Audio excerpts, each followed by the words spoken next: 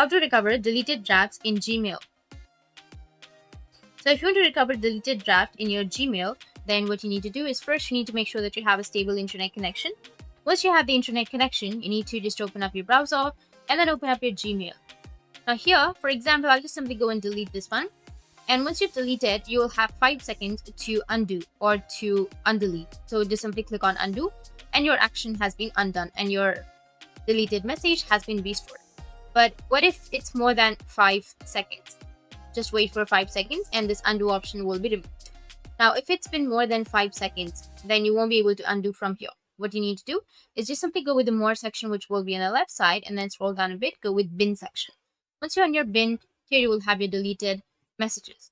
So you just need to simply click on the message. On the right side, you will have restore option, or just simply select the message and go with the three dots right here and move to any one of these folders right here, and it will be restored. That's it. If you found this video helpful, hit the subscribe button and thanks for watching.